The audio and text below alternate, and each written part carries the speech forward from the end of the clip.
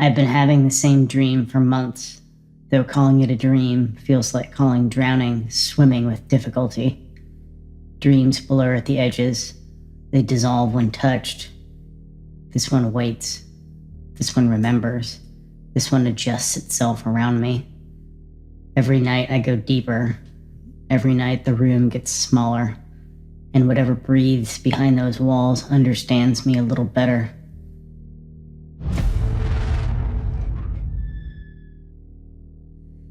This is the version I haven't told aloud, the one that feels closest to the truth.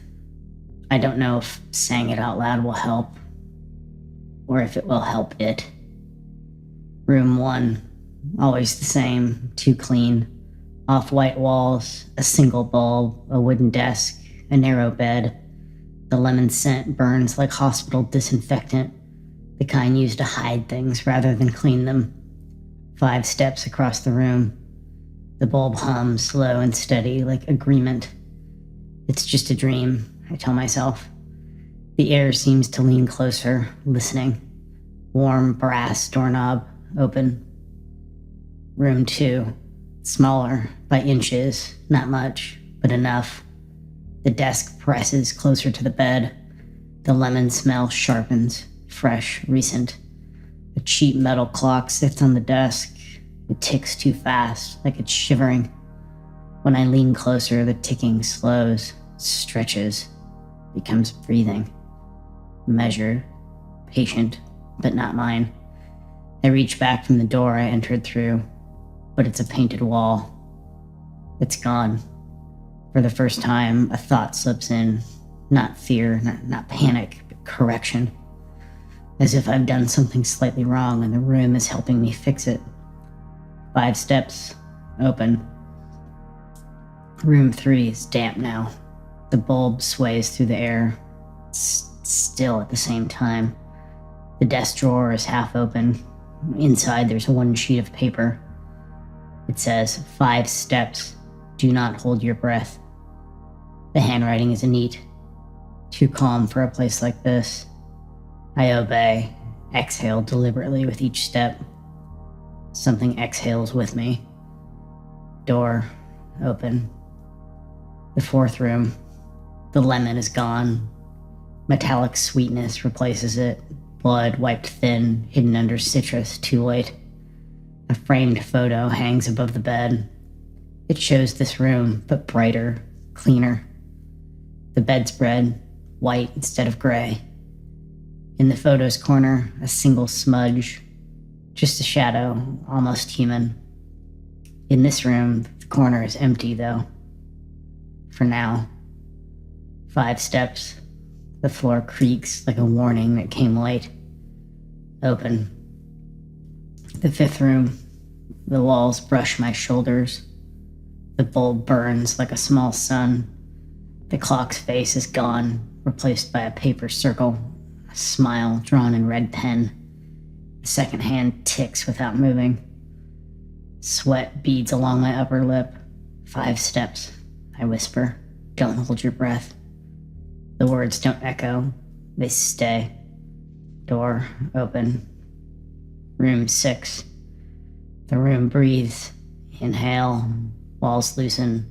Exhale, they tighten. Not much, but enough to notice. Scratched into the wall, you keep coming back. The bulb buzzes hotter, jittering shadows across the words. A thought surfaces, unwelcome and brief. The rooms aren't shrinking fast enough to explain how hard it is to breathe. I don't finish the thought. I step forward, open. Room 7. The taste of copper fills my mouth. Rot prowls beneath it. A photograph sits on the desk, the same one from room 4. Except now the smudge crouches, knees tucked, head bowed. A person-shaped reduction. When I touch the photo, my fingers come back wet. Behind me, again, no door. Ahead, one too small for choice. 5 steps, open. Room 8. The bed is gone. The desk shoved against the far wall, leaving just enough space to stand diagonal. A note rests on the desktop. Thank you for leaving the light on. The bulb flickers once, twice, then settles brighter, pleased, trained. The walls feel warmer, maybe from the light, maybe from something else, learning what works. Door open. The ninth room. The walls graze my ribs. I turn sideways. Carved deep into the left wall, the words, "You keep getting smaller." The cuts are clean, not nails, not panic. Something deliberate made them. I'll wake up soon, I say to myself. But my voice sounds stretched, edited. The bulb swings low enough to heat my scalp. Open. Room 10. Nothing remains. No bed, no desk. Only scraping behind the walls, slow and parallel.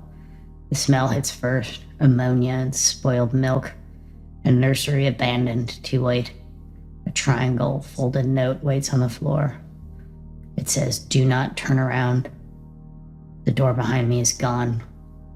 The door ahead is half my height. But I have to keep moving. I have to obey. I crawl. Room 11, alive, unmistakably. The bulb strobes with every breath I take. Walls pulse, exhaling warmth.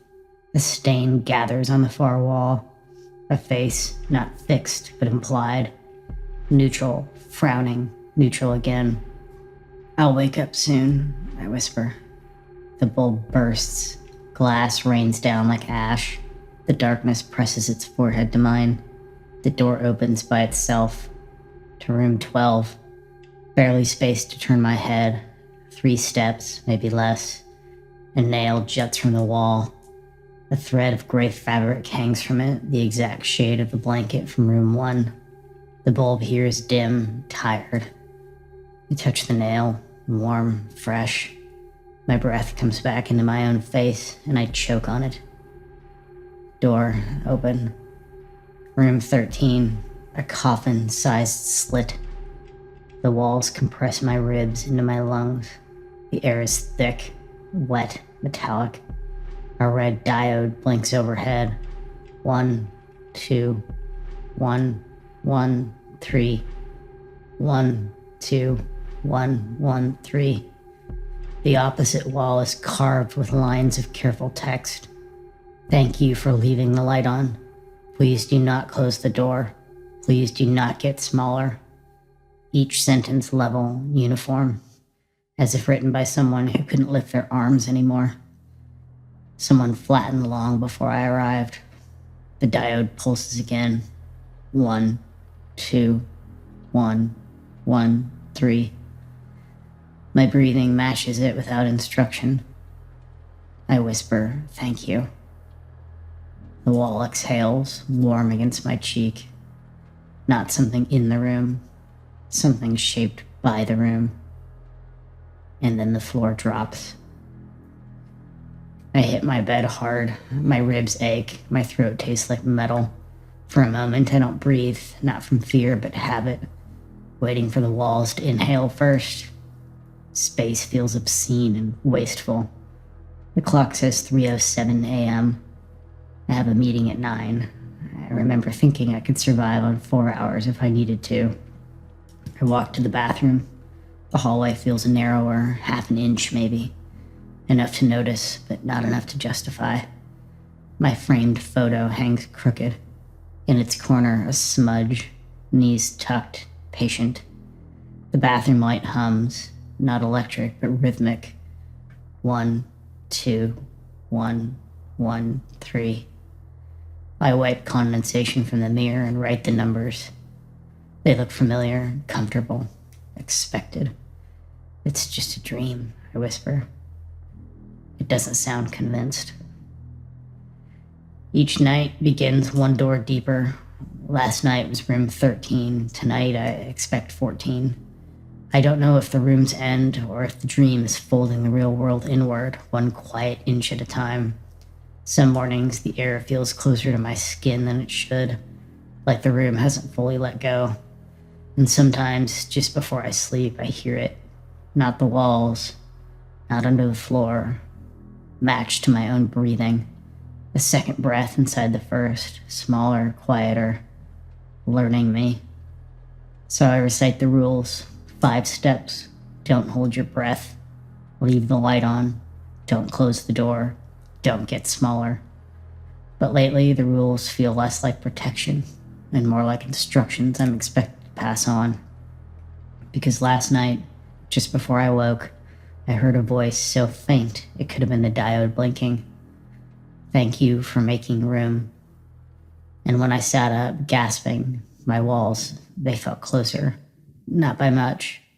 Just enough to make me wonder whether I'm dreaming again, or whether I finally reached the room that doesn't let you wake up.